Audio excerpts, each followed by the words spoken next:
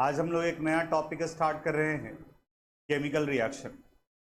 Chemical reaction ये आपके लिए अननोन नहीं है, क्योंकि जब केमिस्ट्री स्टार्ट हुआ होगा तो केमिस्ट्री में तो केमिकल रिएक्शन के बारे में ही पढ़ते हैं, उसी से रिलेटेड क्वेश्चन बनाते हैं। लेकिन स्टार्ट करेंगे हम लोग वहीं से, जो यानी कि इसका बेसिक पार्ट है। केमिकल रिएक्शन का मतलब क्या होता है? Chemical reaction is the process in which reactant converted into product, यानी रिएक्टेंट के प्रोडक्ट में कन्वर्ट करने के प्रोसेस को केमिकल रिएक्शन कहा जाता है। Reactant is the substance which participate in reaction and product is the substance which form during the reaction, यानी जो केमिकल सब्सटेंस रिएक्शन में इन्वॉल्व होते हैं उन्हें रिएक्टेंट कहा जाता है, और जो रिएक्शन के बाद बनते हैं, रिएक्शन के समय बनते हैं, उन्हें प्रोडक्ट कहा जाता है। यानी सिंपल तरीके से अगर डिफाइन किया जाए तो chemical reaction it is the process of conversion of reactant into product. Reactant के प्रोडक्ट में कन्वर्ट करने के प्रोसेस को करते हैं। पहले बोर्ड पर ध्यान दो, सब लिखवा देंगे। It is called chemical reaction. जैसे कि एग्जाम्पल लेते हैं, carbon react with oxygen to form carbon dioxide. ये एक एग्जाम्पल हो गया केमिकल रिएक्शन का। इस केमिकल रिएक्शन में जिसे लेकर आप रिएक्शन स्टार्ट करते हो, जो स्टार्टिंग में आपके पास होता है, तो कार्बन और ऑक्सीजन आपके पास में है, तो इस कार्बन और ऑक्सीजन को हम लोग रिएक्टेंट कहते हैं। ये हो गया रिएक्टेंट। और फॉर्मेशन किसका हो रहा है? कार्बन डाइऑक्साइड का, तो कार्बन डाइऑक्साइड को कहा जाता है प्रोडक्ट। लिखिए पहले डेफिनेशन। केमिकल रिएक्शन से रिलेटेड है केमिकल इक्वेशन। जनरली कई बार स्टूडेंट कंफ्यूज रहता है कि केमिकल रिएक्शन और केमिकल इक्वेशन दोनों में क्या डिफरेंस है या दोनों एक ही है। थोड़ा सा डिफरेंस है। जैसे जो बोलेंगे उसको स्टेटमेंट के फॉर्म में लिखोगे। लिखिए पहले इसी केमिकल रिएक्शन वाले पार्ट में ही लिखते हैं। एग्जाम्पल में लिखो, हाइड्रोजन रिएक्ट विथ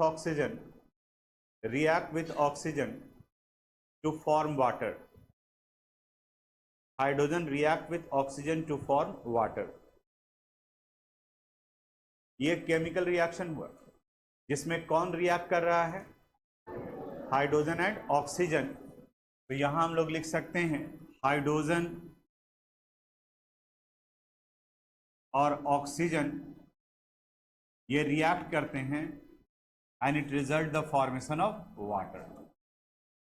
अब इस जगह पर ये हाइड्रोजन और ऑक्सीजन इन्वॉल्व हो रहे हैं रिएक्शन में, तो इन्हें कहा जाएगा reactants.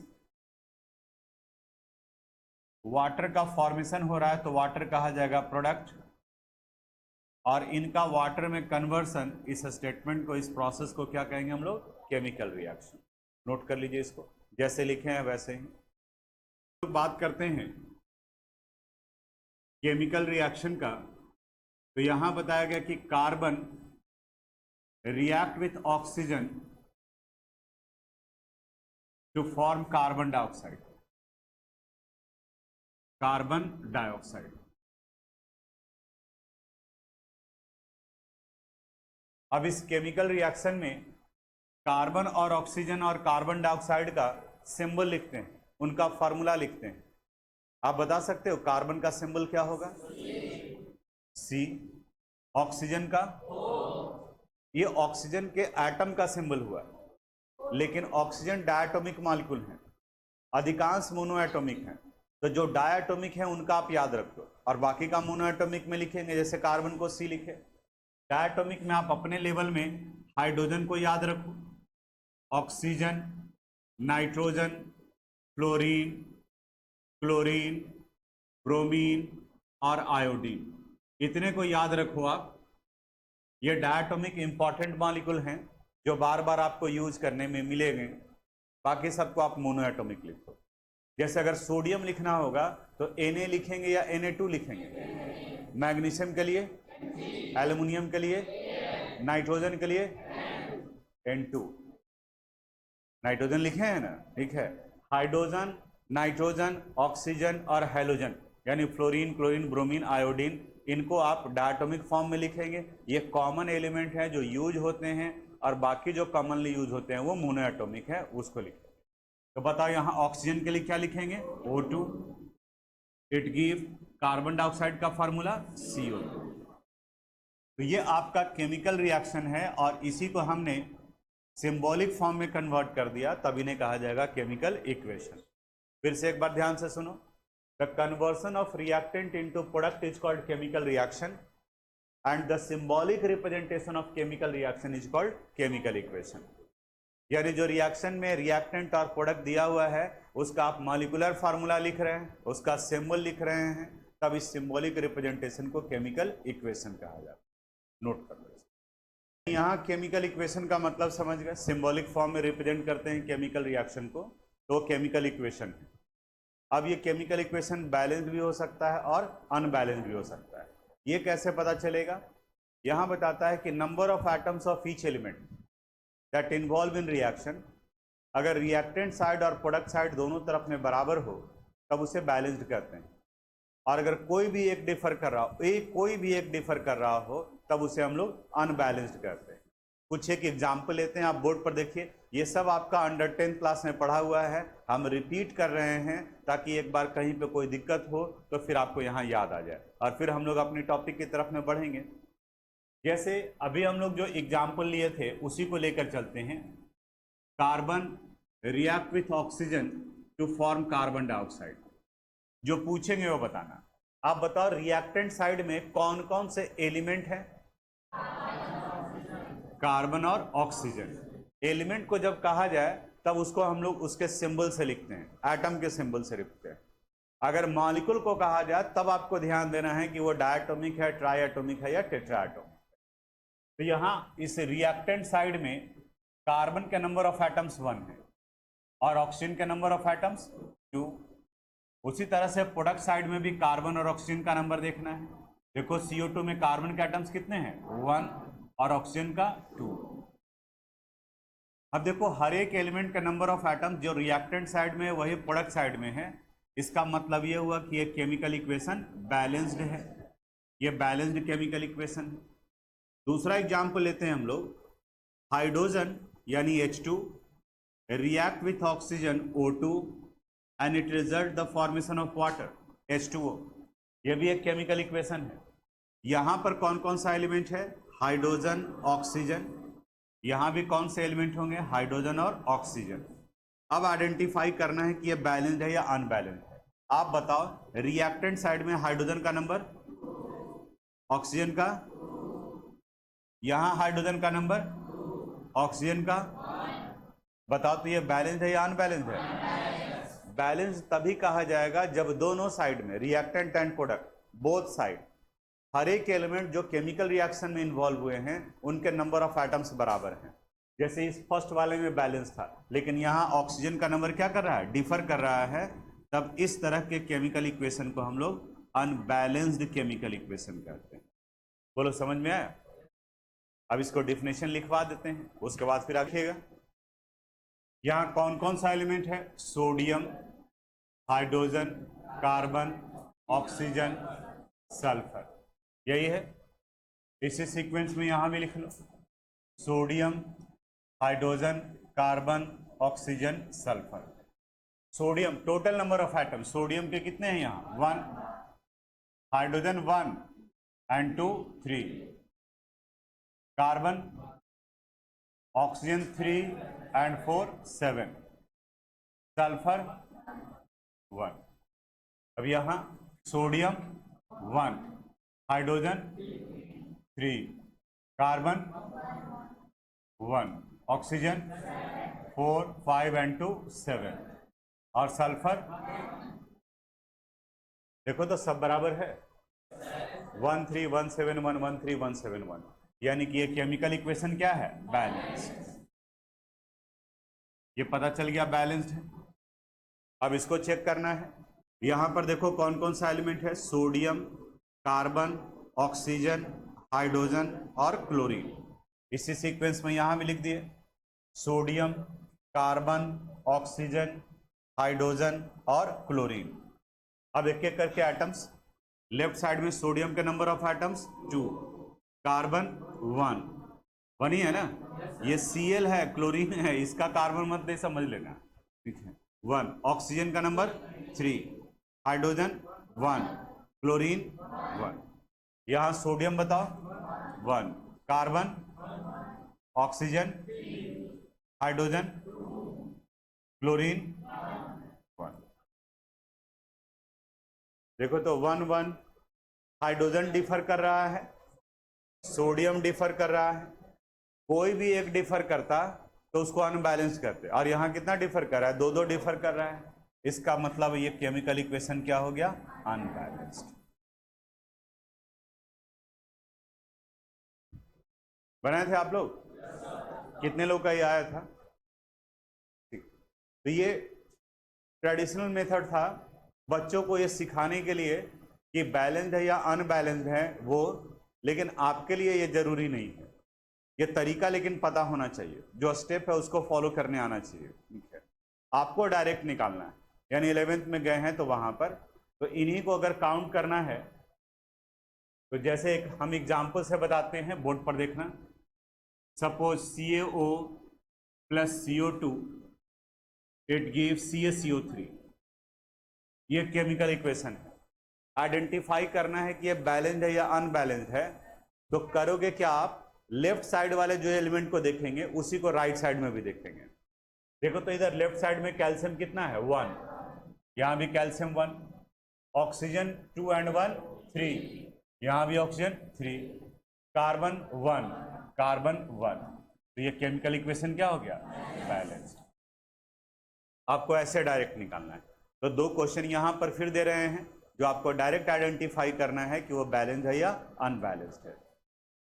Sodium 1, sodium 1, chlorine 1, chlorine 1, silver 1, silver 1, nitrogen 1, nitrogen 1, oxygen 3, oxygen 3।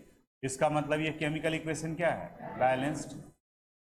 Second वाले में सोडियम 1, सोडियम 1, हाइड्रोजन 2 और हाइड्रोजन कितना हो गया, 3। जैसे ही पता चला कि एक डिफर कर रहा है, बाकी आगे काउंट करने का कोई जरूरत नहीं है, ये क्या हो गया, अनबैलेंस्ड हो गया। जैसे ही पता चला कि एक डिफर कर रहा है, कोई भी एक डिफर करे तब वो केमिकल इक्वेशन अनबैलेंस्ड हो जाएगा। कर लेंगे आप लोग? तो अब बैलेंस्ड और अनबैलेंस्ड आइडेंटिफाई कर लेंगे हम लोग। तो अब आगे का काम हुआ कि अगर कोई अनबैलेंस्ड है तब उसे हम लोग बैलेंस कैसे करेंगे। किसी अनबैलेंस्ड केमिकल इक्वेशन को बैलेंस करने के लिए हमारे पास में 3 ऑप्शन है जो 11th स्टैंडर्ड में पढ़ेंगे। एक मेथड जो अभी डिस्कस करेंगे इसे हिट एंड ट्रायल मेथड कहा जाता है। हिट एंड ट्रायल, स्पेलिंग देखिए HIT, HEAT नहीं, HEAT कहने का मतलब पहले गर्म करेंगे, ठीक है, तो इक्वेशन को गर्म कीजिएगा तब फिर बैलेंस कीजिएगा। ये hit and trial method, hit and trial method करने का मतलब ये, सुनो जी ध्यान दो, वार्न किए, ठीक है, हिट किया हमने, अब फिर हम आपको ऑब्जर्व कर रहे हैं कि मेरे बोलने पर भी आप में चेंजेज आया है या नहीं आया है, इसी को हिट एंड ट्रायल मेथड कहा जाता है।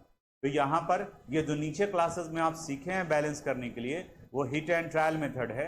इसके अलावा 2 मेथड 11th में और हम लोग को सीखना है, लेकिन वो रिडॉक्स रिएक्शन चैप्टर में। एक आएगा ऑक्सीडेशन नंबर मेथड और दूसरा आएगा आयन इलेक्ट्रॉन मेथड, तो वो वहाँ पर डिस्कस करेंगे। अभी हम लोग वही पार्ट डिस्कस करेंगे जो नीचे क्लासेस में पढ़े हुए हैं। तो राइट डाउन द टॉपिक। यहाँ एक केमिकल इक्वेशन है H2 plus O2 it give H2O। पहले आप ये चेक कर लो कि ये बैलेंस्ड है या अनबैलेंस्ड है। हाइड्रोजन 2, हाइड्रोजन 2, ऑक्सीजन 2 और यहाँ ऑक्सीजन क्या है 1, तो बताओ बैलेंस्ड है या अनबैलेंस्ड है, अनबैलेंस्ड है। अब इसको बैलेंस करना है, तो बैलेंस करने के लिए इसको एक बार फिर से आप नीचे लिखो, यानी H2 plus O2 it give H2। ठीक है, अब बैलेंस करने के लिए कुछ रूल्स है, कुछ नियम है जिनको आपको फॉलो करना है। नियम ये कहता है कि बैलेंस करने के लिए आपके पास में मल्टीप्लिकेशन का ऑप्शन है, एडिशन सब्ट्रैक्शन नहीं है, सिर्फ आप मल्टीप्लाई कर सकते हैं। और मल्टीप्लाई कहाँ कर सकते हैं, उस केमिकल सब्सटेंस के फॉर्मूला के आगे में, यानी कि H2 के आगे आप मल्टीप्लाई कर सकते हैं, पीछे नहीं अलाउ है। इसके भी आगे आप मल्टीप्लाई कर सकते हैं, H2O के आगे में मल्टीप्लाई कर सकते हैं, बीच में नहीं मल्टीप्लाई कर सकते, पीछे नहीं मल्टीप्लाई कर सकते।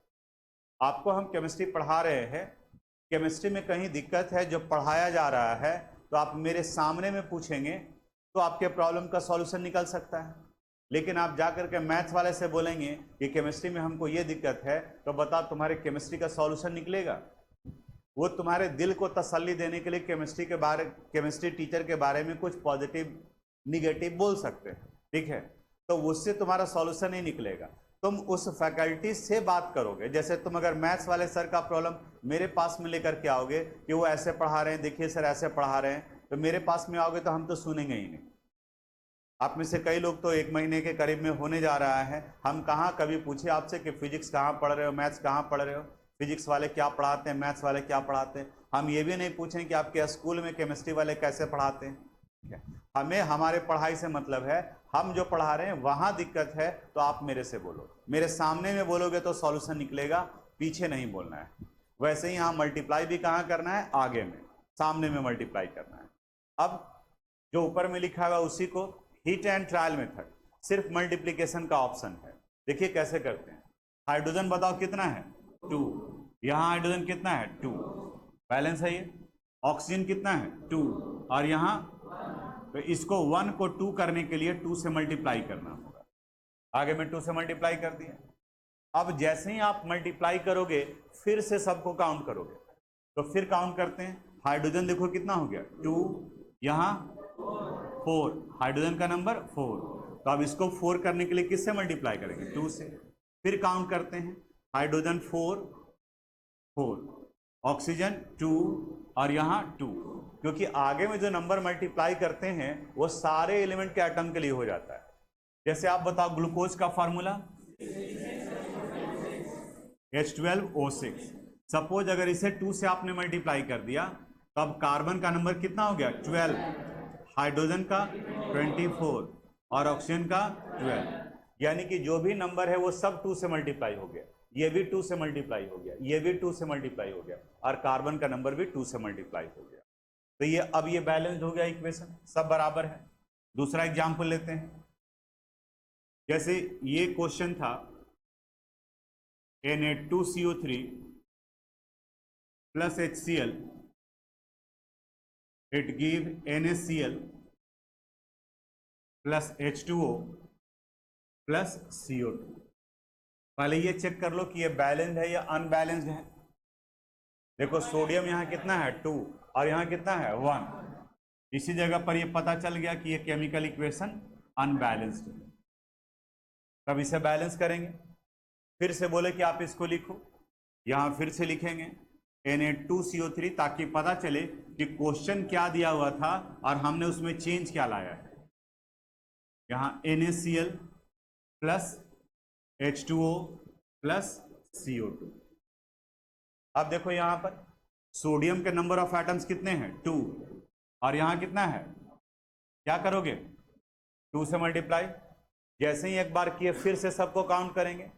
अब देखो सोडियम कितना हो गया, 2, sodium 2, carbon 1, carbon 1, oxygen 3, oxygen देखो 2 and 1 3, हाइड्रोजन 1, और यहाँ कितना है,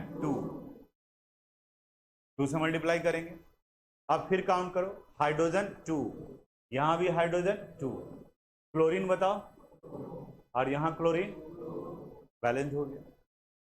समझ में, हाइड्रोजन 2, यहाँ हाइड्रोजन 1, यानी ये क्या हो गया, अनबैलेंस्ड। इसको बैलेंस करना है, H2 plus Cl2, it give HCl। Hydrogen का नंबर 2, क्लोरीन का 2, क्लोरीन का 2, हो चुका ये। बैलेंस था या अनबैलेंस था, अनबैलेंस। तो इसको फिर से लिख दिए, CH4 plus O2, it give CO2 और प्लस H2O।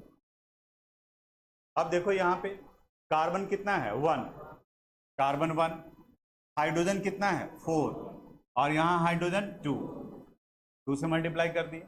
फिर काउंट करो, carbon 1, carbon 1, hydrogen 4, hydrogen 4, oxygen यहाँ कितना है, 2, और यहाँ देखो ऑक्सीजन 2 and 2 4, इसको भी किससे मल्टीप्लाई करेंगे, 2 से।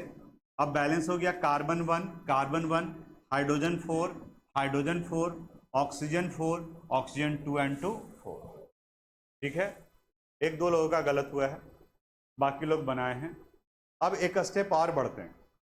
अब हम केमिकल इक्वेशन नहीं देंगे, हम स्टेटमेंट देंगे, और उस स्टेटमेंट को पढ़ करके उसको आप केमिकल इक्वेशन में कन्वर्ट करोगे, और फिर जरूरत महसूस हो तो उसको बैलेंस करेंगे। लिखिए,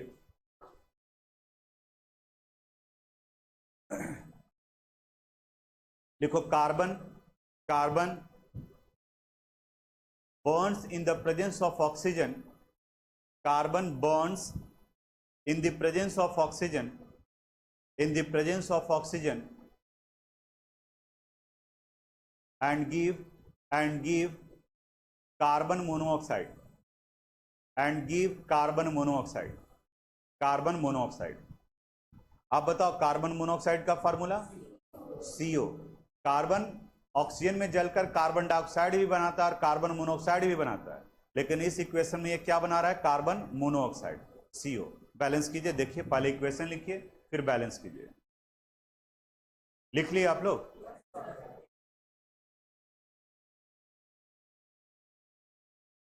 carbon bonds in the presence of oxygen and give carbon monoxide यानी CO। बताओ तो इक्वेशन बैलेंस्ड है या अनबैलेंस्ड? अनबैलेंस्ड है। अब इसे बैलेंस करना है तो फिर से लिखते हैं C+O2, ताकि पता चले कि हमने क्या चेंजेस किया है। पर्पस दो बार लिखवाने का वही है कि पता चले कि हमने क्या चेंजेस किया है। अब देखो, कार्बन 1, कार्बन 1, ऑक्सीजन यहाँ कितना है? 2, और यहाँ 1। क्या करेंगे? इसको 2 से मल्टीप्लाई कर देंगे। अब काउंट करो, कार्बन कितना हो गया? 2, और यहाँ 1। किससे मल्टीप्लाई करेंगे? 2 से। फिर से काउंट करो, carbon 2, carbon 2, oxygen 2, oxygen 2। Balance हो गया। आप में से कितने लोग बैलेंस किए थे? Next question, benzene. बेंजीन का नाम सुने? Formula C6H6। Benzene bonds in the presence of oxygen, benzene bonds in the presence of oxygen, in the presence of oxygen to form carbon dioxide, to form carbon dioxide and water, to form carbon dioxide and water, and water। आराम से यहाँ अटकोगे आपको सब लोग। थोड़ा सा गाड़ी अटक गया यहाँ पर बेंजीन वाले केस में, कोई बात नहीं है, यहाँ सिखाना है आपको। अभी तक जो पार्ट था वो आप जानते थे, यहाँ एक कंसेप्ट ऐड कर देना है, और इस तरह का क्वेश्चन फिर बाकी आपसे बैलेंस हो जाएगा। ध्यान से समझना। Benzene C6H6, it burns in the presence of oxygen and results the formation of carbon dioxide and water। अब बताओ, ये केमिकल इक्वेशन बैलेंस्ड है या अनबैलेंस्ड? अनबैलेंस्ड। तो इसी इक्वेशन को फिर से आप एक बार नीचे लिखो, C6H6 plus O2, it give CO2 और प्लस H2O। अब एक एक करके इक्वेशन एटम को बैलेंस करेंगे। यहां देखो, कार्बन कितना है? 6, और यहां 1। किससे मल्टीप्लाई कर दिया? 6 से। हाइड्रोजन 6, और यहां 2। किससे मल्टीप्लाई कर दिया? 3 से। अब देखो, यहां ऑक्सीजन कितना है? 2, और यहां 6 2 जा 12 एंड 3 15। यहीं आके मामला अटक गया। अगर ये 16 रहता तो इधर 8 से मल्टीप्लाई कर देते, अगर इधर 14 रहता तो 7 से मल्टीप्लाई कर देते, लेकिन यहां 15 है और इधर क्या है? 2 है। अब जरा सोचो तो कि 2 को 15 में कन्वर्ट करना है तो किससे मल्टीप्लाई करेंगे? 15/2 से मल्टीप्लाई कर सकते हैं, 7.5 से कर सकते हैं। अब सुन लो थोड़ा सा, तो अब यहां पर किससे मल्टीप्लाई कर दिए? 15/2 से। हो जाएगा ये। अब क्या करना है? आगे एक स्टेप और बढ़ना पड़ेगा। डिनोमिनेटर में जो वैल्यू है उसी से पूरे इक्वेशन को मल्टीप्लाई कर देंगे। तो डिनोमिनेटर में कितना वैल्यू है? 2। तब अगले स्टेप में आ जाएगा 2C6H6। 15/2 को 2 से मल्टीप्लाई करोगे तो 15O2, इसको 2 से मल्टीप्लाई करेंगे तो 12 CO2 और इसको 2 से मल्टीप्लाई करेंगे तो 6 H2O। काउंट करके देख लो एक बार। कार्बन देखो 12, 12, हाइड्रोजन 12, हाइड्रोजन 12, ऑक्सीजन 30, 12 2 जा 24 एंड 6 30। फिर से आपको क्या करना होता है, एलिमेंटल मॉलिक्यूल को सबसे लास्ट में बैलेंस करते हैं। एलिमेंटल मॉलिक्यूल यानी जो आइडेंटिकल टाइप ऑफ एटम से मिलकर बना है, जैसे इसे मॉलिक्यूल ऑफ कंपाउंड कहते हैं क्योंकि इसमें कार्बन और हाइड्रोजन है। O2 को एलिमेंटल मॉलिक्यूल कहेंगे क्योंकि इसमें सिर्फ और सिर्फ क्या है, ऑक्सीजन। इसको लास्ट में करेंगे। और अगर जरूरत पड़े तो आप फ्रैक्शनल नंबर का इस्तेमाल कर सकते हैं। और फ्रैक्शनल नंबर से जब बैलेंस हो गया तो डिनोमिनेटर में जो वैल्यू आ रहा है उसी से पूरे को मल्टीप्लाई कर देंगे। जैसे आपसे पूछते हैं, अगर मान लें कि इस तरफ में किसी एटम का नंबर 4 है और इस तरफ में 7 है, इधर 4 है और इधर 7 है, तो बताओ तो बैलेंस करने के लिए किसको किससे मल्टीप्लाई करेंगे? इसको किससे मल्टीप्लाई कर देंगे? 7/4 से। फर्स्ट स्टेज में 7/4 से, और फिर दूसरी बार में जो सबको 4 से मल्टीप्लाई कर देंगे तो वो होल नंबर में कन्वर्ट कर जाएगा। तो इसको नोट कीजिए और फिर एक क्वेश्चन देते हैं, वो आपसे बैलेंस हो जाएगा। Ethane C2H6 bonds in the presence of oxygen and it give carbon dioxide and water, यानी CO2 plus H2O। आप बताओ तो इक्वेशन बैलेंस्ड है या अनबैलेंस्ड? अनबैलेंस्ड। तो इसको फिर से नोट करते हैं, यानी C2H6 प्लस O2, इस जगह पर क्या आ जाएगा? CO2 और प्लस H2O। बताए थे आपको कि एलिमेंटल मॉलिक्यूल को लास्ट में बैलेंस करोगे। एलिमेंटल मॉलिक्यूल को यानी कि किसको? O2 को सबसे लास्ट में। पहले कार्बन हाइड्रोजन को बैलेंस कर लेते हैं। कार्बन देखो यहाँ कितना है? 2 और यहाँ 1, 2 से कर दिए। हाइड्रोजन कितना है? 6, 3 से कर दिए। ऑक्सीजन काउंट करो, यहाँ कितना है? 2, यहाँ 2 2 जा 4 एंड 3 7। तो इधर 7 है और इधर 2 है, तो यहाँ क्या कर देंगे? 7/2। डिनोमिनेटर में जो वैल्यू है उसी से पूरे इक्वेशन को मल्टीप्लाई कर देंगे। तो यहाँ ये वैल्यू आ गया finally 2C2H6 plus 7O2, it give 4CO2 plus 6H2O। हो गया बैलेंस? कितने लोगों का आंसर आया था ये? Thanks for watching this video.